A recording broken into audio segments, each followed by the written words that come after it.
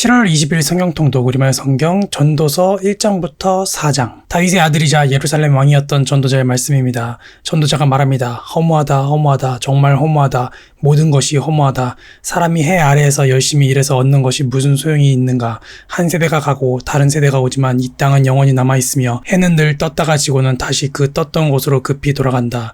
바람은 남쪽으로 불다가 다시 북쪽으로 돌이키며 이리저리 돌다가 다시 그 불던 대로 돌아가고 모든 강물이 바다로 흘러가지만 바다는 가득 차는 법이 없고 강물은 흘러나왔던 그곳으로 다시 돌아간다. 모든 것에 피곤함이 가득 차 있어 사람의 말로는 다 할 수 없고 눈은 아무리 보아도 만족스럽지 못하고 귀는 아무리 들어도 채워지지 않는구나.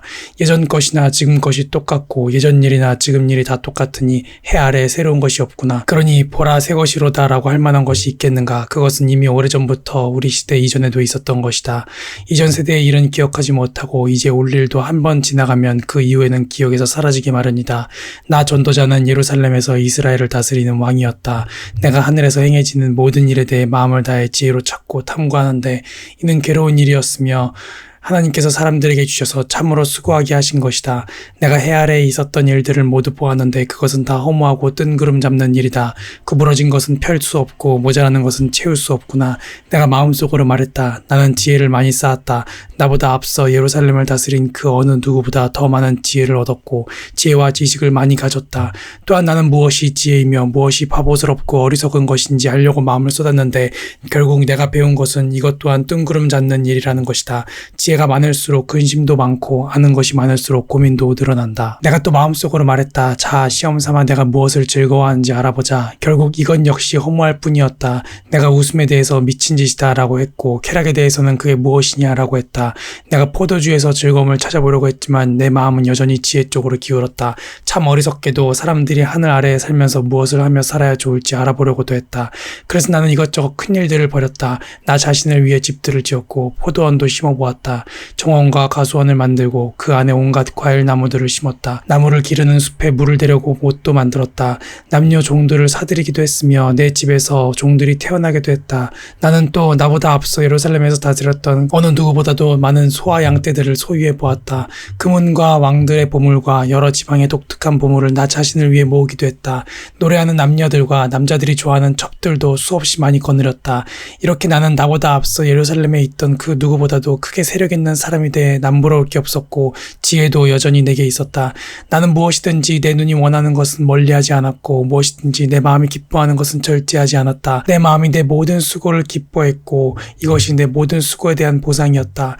그러나 내 손이 한 모든 일과 내가 이루려고 그토록 노력한 것을 살펴보니 모든 것이 허무하고 뜬구름 잡는 일이었다.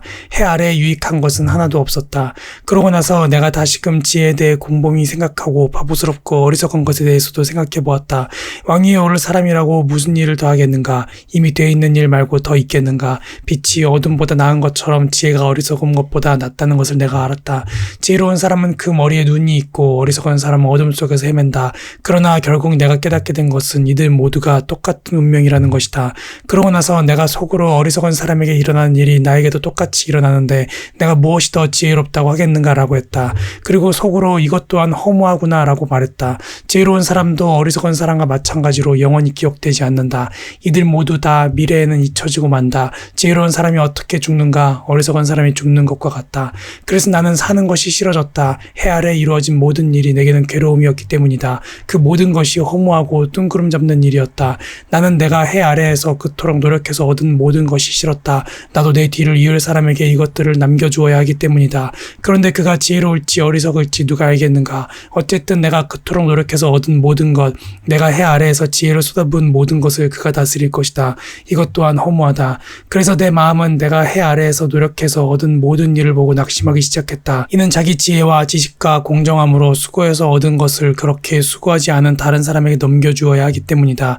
이것 또한 허무한 것이요 큰 악이다. 사람이 그토록 애쓰고 해 아래에서 마음이 쓰라리기까지 노력해 얻는 것이 과연 무엇인가? 그 인생은 내내 고달프고 뼈를 깎는 고통이다. 밤에도 그 마음이 쉬지 못하니 이것 것도 역시 허무하구나.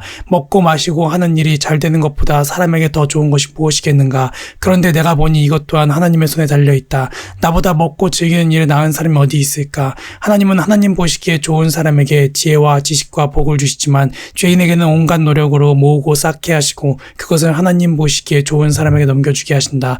이것 또한 허무하고 뜬구름 잡는 일이다. 모든 것에는 시기가 있고 하늘 아래 모든 일에는 목적에 따라 때가 있으니 태어날 때와 죽을 때가 있고 심을 때와 뿌리채 뽑을 때가 있고 죽일 때와 치료할 때가 있고 허물 때와 세울 때가 있고 울 때와 웃을 때가 있고 슬퍼할 때와 춤출 때가 있고 돌을 던질 때와 모을 때가 있고 품을 때와 멀리할 때가 있고 찾을 때와 포기할 때가 있고 간직할 때와 던져버릴 때가 있고 찢을 때와 꿰맬 때가 있고 잠잠할 때와 말할 때가 있고 사랑할 때와 미워할 때가 있고 전쟁의 때와 평화의 때가 있다. 사람이 열심히 일해서 얻는 것이 무엇인가?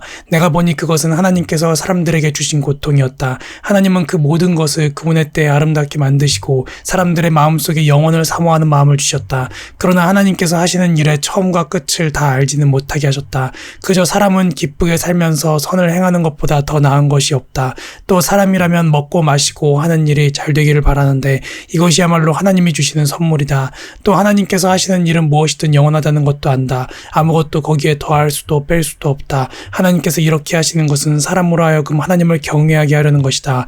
예전에 있었던 일이 지금도 있고 앞으로 일어날 일도 이미 있었던 것이다. 하나님께서는 지나간 일을 또 되풀이하신다. 게다가 내가 또 해 아래에서 본 것은 심판의 자리에 악이 있고 의의 자리에 범죄가 있다는 것이다. 내가 마음속으로 의인들과 악인들 모두 하나님께서 심판하실 것이다. 모든 목적과 모든 일에는 때가 있기 때문이다 라고 했다. 또 사람에 대해 생각했다. 하나님께서 그들이 짐승과 다름없음을 분명히 알게 하셨다. 사람에게 닥치는 것이 짐승에게 닥치는 것과 같으니 곧 같은 일이 그들에게 닥친다. 사람이 죽는 것처럼 짐승도 죽는다. 사람이나 짐승이나 목숨이 하나이기는 마찬가지다. 사람이 짐승보다 더 나을 것도 없으니 모든 것이 허무하구나.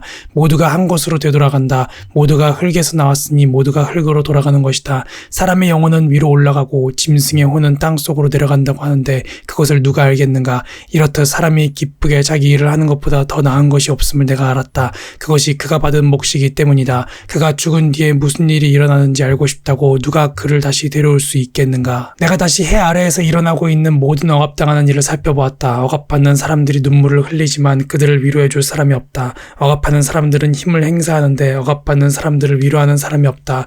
그러므로 이미 죽은 사람들이 아직 살아있는 사람들보다 복이 있다는 생각이 들었다. 그러나 이들보다 더 복이 있는 사람은 아직 태어나지 않아서 해 아래에서 자행된 온갖 악을 보지 못한 사람이다. 또 나는 모든 노력과 모든 성취가 결국 이웃을 시기하는 마음에서 비롯된 것임을 깨달았다. 이것 또한 허무하고 뜬구름 잡는 일이다. 어리석은 사람은 팔짱을 끼고는 자기 몸만 축내는구나. 한 손에만 가득하고 평안한 것이 양손에 가득하고 고통과 번뇌가 있는 것보다 낫다. 내가 또 돌이켜 해 아래에서 허무한 것들을 보았다. 혈혈단신으로 아들도 형제도 없는 사람이 있는데 그는 끝도 없이 열심히 수고한다. 그러나 쌓여가는 재물도 그의 눈에는 도무지 흡족하지 않고 내가 누구를 위해 이렇게 열심히 일하나 내 영혼이 왜 이렇게 누리지도 못하고 있나라고 말하지도 않으니 이것 또한 허무하고 비참한 일이다. 하나보다 둘이 더 낫다. 둘이 함께 노력하면 더 좋은 결과를 얻기 때문이다. 넘어지게 되면 하나가 다른 하나를 일으켜줄 수 있다. 그러니 혼자여서 넘어져도 일으켜줄 사람이 없으면 얼마나 불쌍한가. 또 둘이 함께 누우면 따뜻해지지만 혼자라면 어떻게 따뜻해지겠는가. 혼자서는 질 일도 둘이서는 당해낼 수 있으니 세 겹줄은 쉽게 끊어지지 않는다. 남의 말을 받아들일 줄 모르는 늙고 어리석은 왕보다는 가난해도 지혜로운 청년이 100번 낫다. 그런 청년은 감옥에 있다가도 나와서 다스릴 수 있다. 그가 그 나라에서 가난하게 태어났어도 말이다. 해 아래 다니는 모든 사람이 왕의 후계자가 된 그 청년을 따랐다. 이게 모든 무수한 백성들의 속성이니 그 이전 세대도 마찬가지였다. 그 다음 세대는 그를 기뻐하지 않을 것이다. 이것 또한 허무하고 뜬구름 잡는 일이다. 아멘.